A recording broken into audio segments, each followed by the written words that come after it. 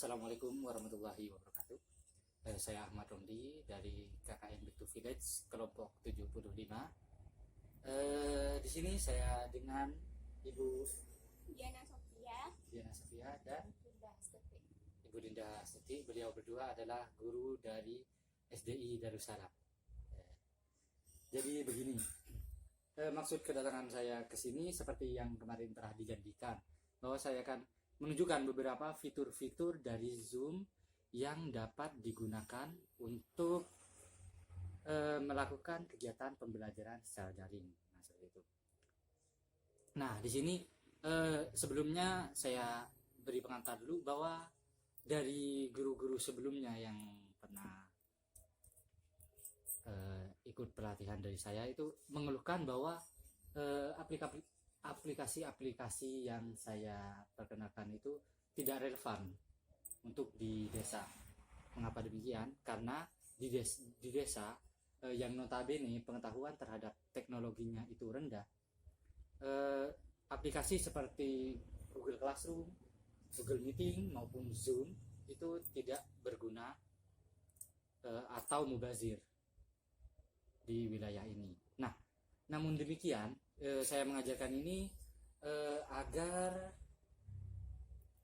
kedepannya jika terdapat kebijakan yang berbeda dari pemerintah, nantinya apa ilmu yang saya bagikan, bukan yang saya bagikan, maksudnya kita saling sharing, dapat digunakan dalam pembelajaran kedepannya. Nah, seperti itu. Nah, di sini untuk penggunaan aplikasi Zoom seperti ini, kita bisa mengklik Zoom Meeting jika sudah terinstall. Nah, jika belum, kita dapat menginstalnya di Play Store. Di Play Store dengan cara mengetikkan Zoom pada kolom pencarian. Nah, di sini Pak, izin. Iya.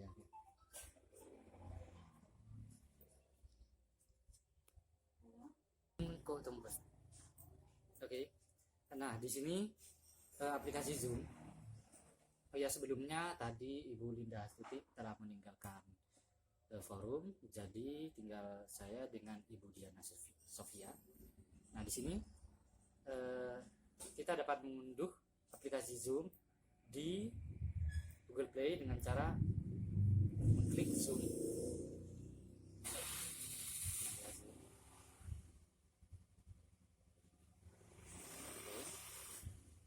Nah, itu yang gambarnya berwarna biru yang ada kameranya. Nah, itu ya dapat diinstal.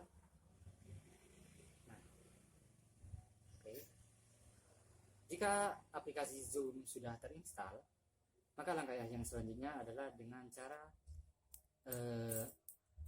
masuk ke Zoom. Di sini karena saya sudah memiliki akunnya,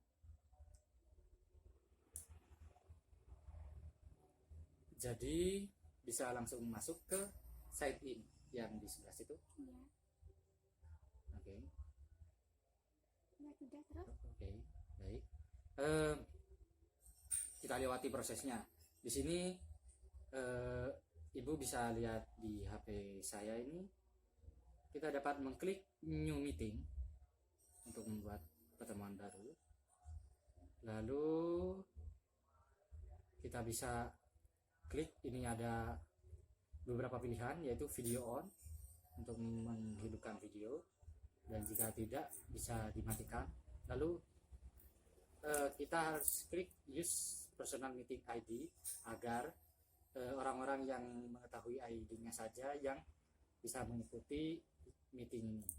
Jadi kita start a meeting.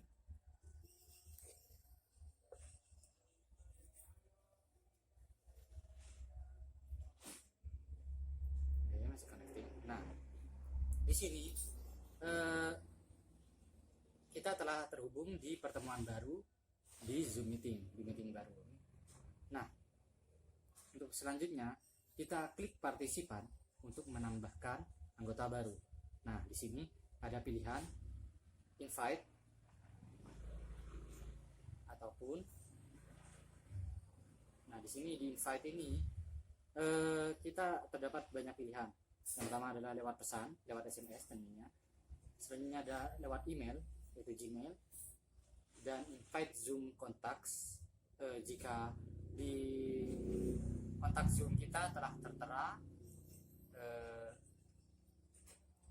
calon anggota untuk masuk ke meeting ini, ataupun dengan copy invite link. Nah, yang biasanya sering dilakukan adalah dengan cara copy invite link. Nah, oke. Copy invite link. Nah, di sini misal kita akan men-share-nya di grup WhatsApp. Nah, seperti ini. Oke. Bisa. Nah, oke. Bisa dikirim seperti ini. Nah, nantinya para peserta akan bisa masuk lewat link yang telah kita berikan. Nah, oke. Nah, untuk yang selanjutnya kita akan melakukan pengaturan terhadap meetingnya. Seperti, nah, log meeting ini untuk mengunci meeting agar tidak ada yang keluar ataupun masuk. Nah, waiting room ini untuk menunggu orang yang ingin masuk dan perlu persetujuan kita. Nah, share screen ini di bagian security yang tadi saya jelaskan.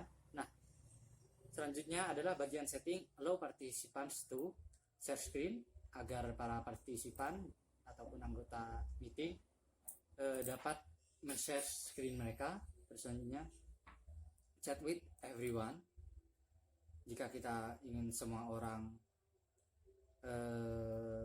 bisa melakukan chatting di chat tersebut, ataupun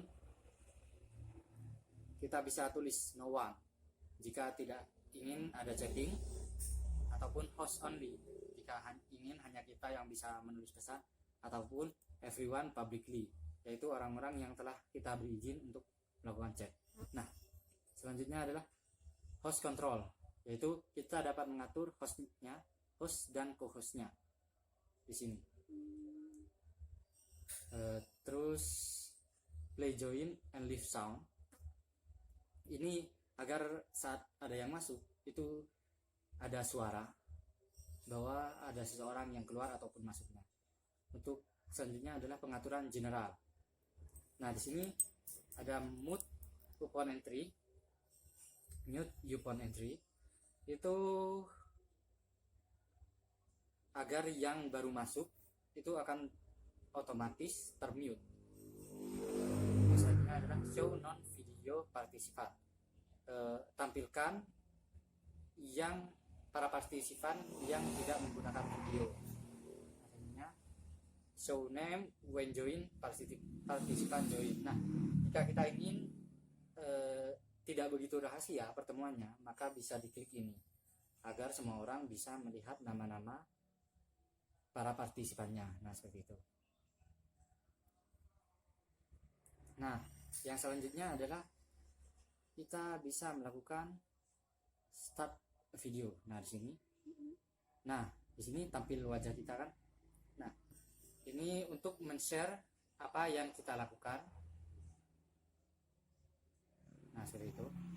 Selanjutnya adalah di sini ada fitur mute untuk Membisukan. nah ya, membisukan atau partisipannya bisa berbicara. Nah, seperti itu. Jika diklik lagi. Nah, di sini ada fitur share. Nah, di sini di share ini ada Microsoft OneDrive. Itu aplikasi seperti Google Drive tapi milik Microsoft. Dan selanjutnya adalah Google Drive untuk men-share folder ataupun beberapa hal di Google Drive kita. Dropbox ini salah satu penyimpanan juga, foto, dokumen, web URL, bookmark, screen maupun share whiteboard. Nah, di share whiteboard di sini kita dapat menulis apa yang ingin kita tuliskan di sini. Nah, misalnya untuk menuliskan sesuatu secara visual. Kalau kayak tulisan Arab atau apa. Nah, seperti itu.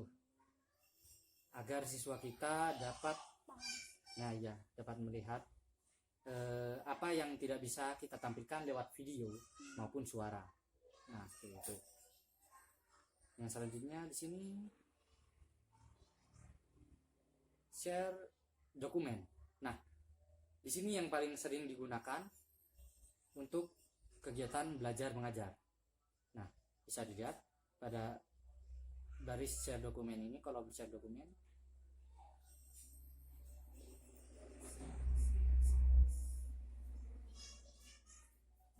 share dokumen. Nah, kita klik device storage, lalu kita cari dokumen yang ingin kita bagikan.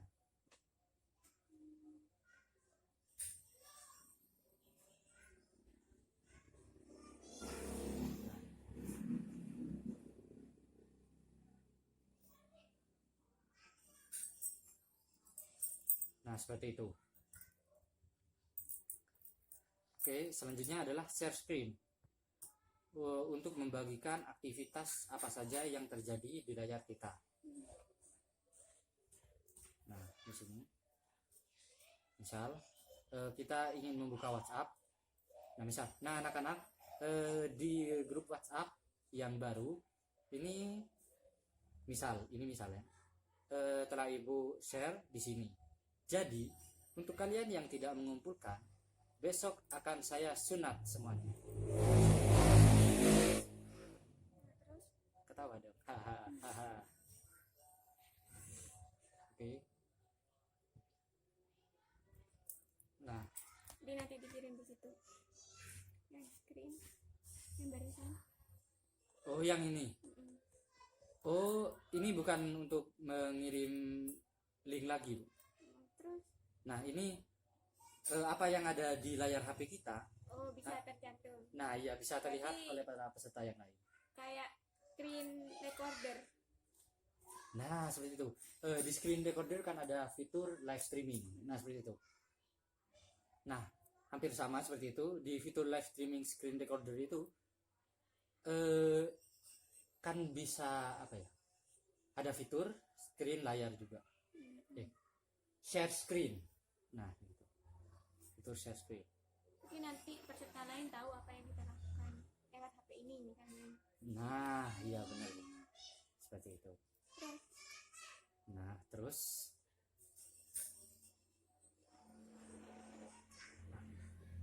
seperti ini.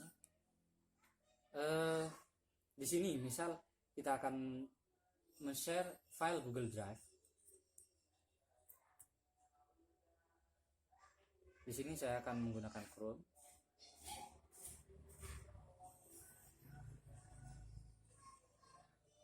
Nah, seperti ini. Oke.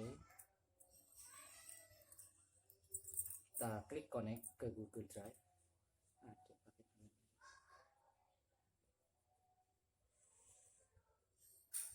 Oke. Nah, setelah masuk ke Google Drive, nanti kita akan bisa untuk men-share apa saja yang ada di Google Drive dan dapat di-download kapan oleh aja? peserta.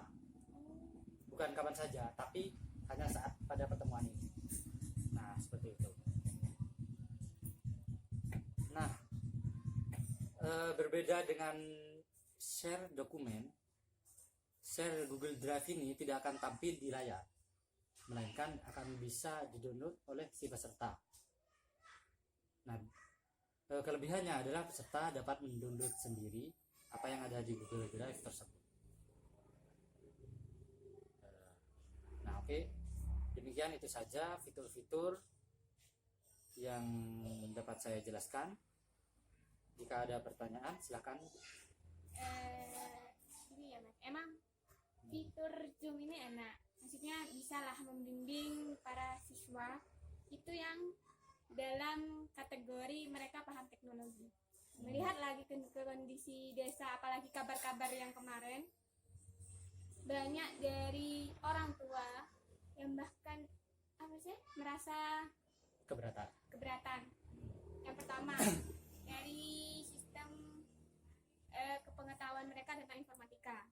Nah, yang kedua, biaya. Otomatis ketika kita menggunakan aplikasi Zoom, itu kan berarti butuh HP, butuh paketan yang mana kadang ada siswa yang ekonominya itu tidak mampu. Bahkan kan kemarin ada sempat ada drama lah, bukan drama sih. Gara-gara sistem online ini yang mana siswa harus menggunakan HP, ada orang tua yang sampai berani mencuri HP buat anaknya. Ada yang sampai mencuri laptop, ada yang pinjem di tetangga HP-nya karena orang tuanya tidak mampu mencukupi. Nah, untuk hal itu, apakah ada solusi lain daripada itu? Oh iya, solusi lainnya itu solusi alternatifnya adalah menggunakan WhatsApp dan Google Drive yang nanti bisa dihubungkan. Nah, seperti itu, bisa saling hubungkan. Nah, jika itu solusi alternatif selain Zoom. Nah, di sini saya akan menjelaskan tentang konsep bagaimana penggunaan Zoom di desa yang notabene kesulitan dengan teknologi. Nah, itu bisa dilakukan sistem sharing teknologi HP. Nah, misal saat di satu lingkungan itu ada seseorang yang memiliki handphone. Nah, itu bisa dijadikan kelompok belajar di mana tempat si pemilik handphone itu menjadi pusat tempat pembelajarannya itu, tempat belajarnya. Nah, pada saat kegiatan belajar dimulai, maka satu kelompok belajar itu dapat menggunakan satu HP yang sama untuk melakukan pertemuan dengan tentunya Zoom meeting ini tidak bisa digunakan setiap waktu seperti di kota. Nah, kalau di kota kan sebaran untuk pengetahuan terhadap teknologi dan penggunaan teknologi itu sendiri sudah luas. Nah, sedangkan kalau di desa itu masih minim. Nah, sehingga solusi alternatif yang bisa saya berikan adalah untuk pembelajaran setiap hari itu dapat menggunakan WhatsApp dan Google Drive, atau yang lebih modern seperti Google Classroom. Meskipun lebih sulit sepertinya, dan orang tua murid akan menolak karena mereka bukan tidak bisa belajar, tapi tidak mau belajar. Nah, tugas kita sebagai pengajar adalah untuk memberikan edukasi, nah seperti itu, kepada mereka untuk dapat menggunakan aplikasi-aplikasi tersebut.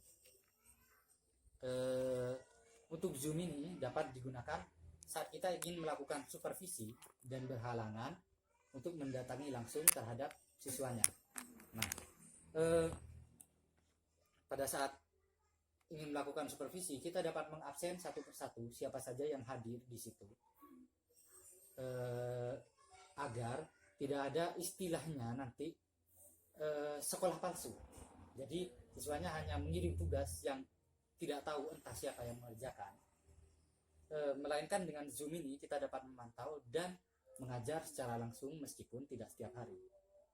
Jadi hanya entah itu 1 minggu 1 kali atau 1 minggu 2 kali kayak gitu ya. Nah, seperti itu. Ataupun 2 minggu sekali jika dirasa mencukupi, menurut saya tidak apa-apa. Yang ingin saya tanyakan terkait Ibu, waktu pandemi kemarin, waktu selama pandemi ini, aplikasi atau cara apakah yang Ibu digunakan untuk mengajar? Kemarin kan ada sempat latihannya itu kalau nggak salah daring, apa sih, pembelajaran sejarah daring.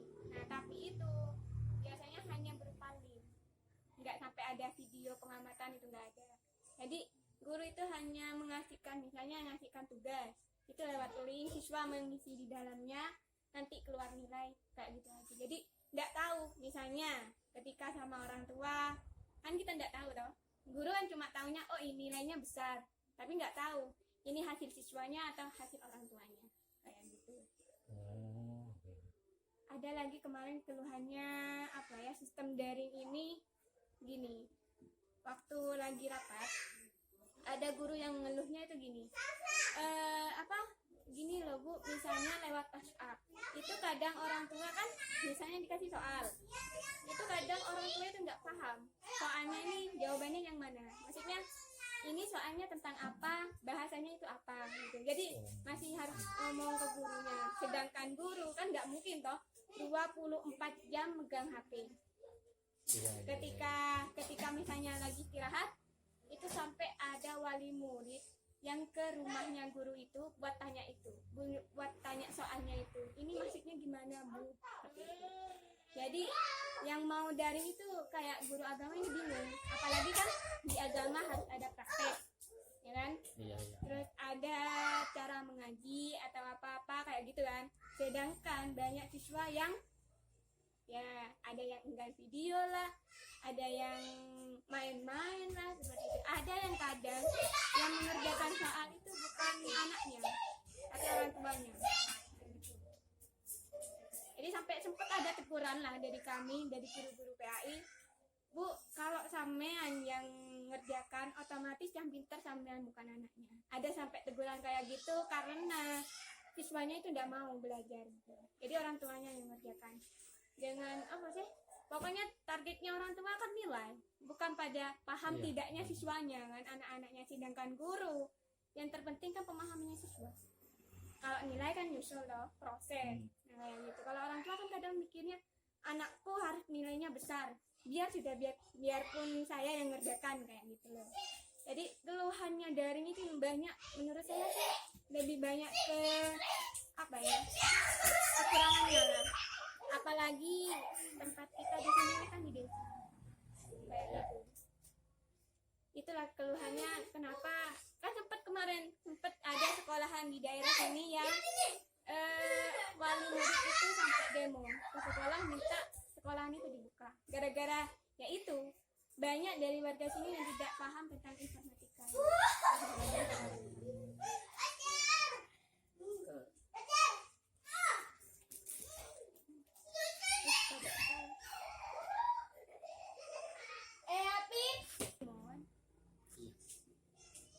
Lanjut yang tadi Bu, yang masalah demo minta sekolah dibuka. Dikarenakan orang tua tidak paham terkait dengan teknologi informasi. Jika seperti itu, untuk yang solusi yang tadi itu terkait yang orang tua menginginkan untuk lebih baik melakukan sekolah offline saja, sepertinya saya mungkin dapat memberikan solusi seperti untuk melakukan pelatihan kepada para orang tua untuk dapat menggunakan aplikasi yang ibu inginkan atau situs web yang ibu ingin untuk gunakan. Nah, gitu. Nah, untuk yang permasalahan yang satunya,